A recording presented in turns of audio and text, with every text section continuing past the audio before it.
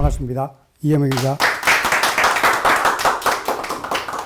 제가 한 30년 가까이 수행을 이제 지도해 왔는데요. 포어브레인 이렇게 하다 보니까 할 것도 많고 체계가 방대합니다. 그래서 너무 많다 보면은 또 잘못 실천하는 이러한 좀 단점이 있더라고요. 그래서 핵심적으로 효과적으로 실천할 수 있는 거를 5가지 동작으로 제가 정리를 해 봤습니다. 그래서 이 5가지 동작을 기본적으로 이해하시고 꾸준히 실천하시면 전신이 통하는 이러한 체험을 아주 쉽게 빠르게 체득하게 될 겁니다. 오늘 그래서 통기공에 대한 원리를 소개드리고 실습을 다는 못하지만 한 2-3가지 정도 직접 따라해보는 시간을 한번 갖겠습니다. 지금 제가 여기에 여러 가지 키워드를 올려드렸는데요. 에메랄드 타블렛, 판도라의 상자, 현자의 돌, 연금술에서 이런 얘기 좀 들어보셨죠? 그죠? 황금사과, 넥타, 사랑의 묘약 이런 얘기라든가 마법의 도구들, 그 다음에 여러 가지 신비의 신물, 3종의 신기, 우리나라도 당구신화에 3종의 신기가 나오죠. 그죠? 근데 이런 이야기를 들으면은 나무 얘기라고 생각되기가 쉽죠. 특별한 사람이나 영웅이나 주인공만이 이러한 물질들이라든가 비밀들을 접하는 걸로 우리가 이제 쉽게 생각하시는데, 알고 보면 모두 이러한 것들을 쉽게 우리가 생활 속에서 터득하고 얻을 수가 있습니다. 통기공 강의를 들으시면은 그런 수련을 통해서 궁극적인 목적들을 누구나 쉽게 이해하고 얻을 수 있는 것을 확신하게 될 겁니다. 누구나 이제 건강을 원하고 또 행복을 원하고 성공을 원하죠. 그런데 죽을 때 진정 건강하게 행복하게 의미 있게 잘 살았다, 이렇게 확신하고 죽는 사람들이 별로 없습니다. 왜 그럴까요? 없는 데서 행복을 구하기 때문에 그런 것 같아요. 애초에 없는 데서 자꾸 행복을 구하려고 하니까 못 얻는 것이 근본적인 문제인 것 같습니다. 대부분 외부에서 자꾸 구하거든요. 건강도 마찬가지고 특별한 약이나 의사만 찾아요. 그리고 지위나 명예, 권력, 돈 이런 식으로 자꾸 없는 데서 행복을 찾는 것이 근본 문제인 것 같습니다. 이걸 우리가 파랑새라고 주로 표현하죠. 잡힐 것 같은데 안 잡혀요. 막상 잡아도 또 달아나요. 외부 것은 전부 그런 헛개비와 같이 허상을 주는 경우가 상당히 많습니다. 그런데 제가 공부를 해보니까 아이러니하게도 가까운 데 다 있어요. 제가 오늘 통기공 설명하기 전에 이제 전체적인 우리 단체가 추구하는 개론에 대해서 조금 설명드리거든요. 이런 얘기를 많이 들으셨겠지만 한번 정리하는 마음에서 또 한번 들으시면 좋습니다.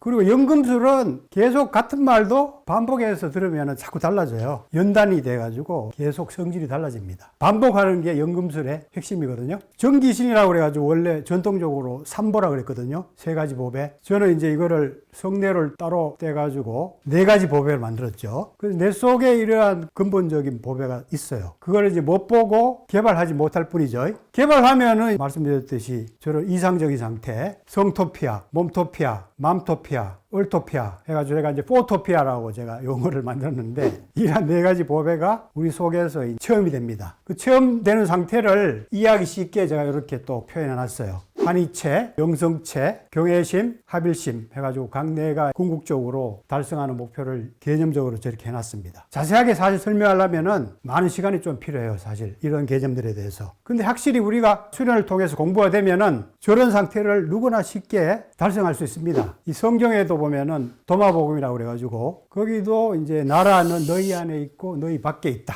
너희가 너희 자신을 알지 못하면 빈곤 속에 머물게 되고 너희 존재는 빈곤 그 자체이니라. 그러니까 자기 자신을 아는 것이 진짜 보물을 발견하신 것이다, 이렇게 강조하고 있죠. 그걸 모르면 가난하게 산다는 거죠. 그러니까 아무리 외부적으로 많이 갖춰도 자기 안에 이제 이런 보물들을 모르면은 가난하게 살 수밖에 없다는 거죠. 근데 이 보물을 깨우는 원리를 제가 아주 쉽게 정리해 놨습니다. 자통각의 원리라고 그래가지고 자극과 통의 각성 원리. 적절하게 이제 자극을 하면은 통한다는 거죠. 통하면은 이제 각성이 된다는 거죠. 의식이 상승되고 몸의 변화가 일어나고 발전이 일어난다는 거죠. 이게 이제 자통각의 원리입니다. 이게 상당히 단순한 그 말인데 이걸 여러분들이 깊이 이해하시면은 삶을 아주 긍정적으로 창조적으로 변화시킬 수 있는 비밀이 담겨 있습니다. 자극을 우리가 어떻게 추구하느냐. 그래서 내가 잘 통하고 잘 발전할 수 있는 적절한 자극이 뭔지 그런 원리를 잘 터득하시면 아주 효율적으로 깨어낼 수 있겠죠. 그죠? 그리고 삶에서 우리가 많은 자극들이 오죠. 그런 자극들을 전부 창조적으로 우리가 활용해버리면은 내면의 연금술을 일으키는 그러한 도구로, 연금술 약으로 승화시킬 수가 있는 거죠. 그래서 요거를 잊지 않으시면은 삶의 모든 자극들을 행복을 위한 자극, 자기 발전을 위한 자극으로 다 바꿀 수 있는 지혜가 생길 수가 있죠.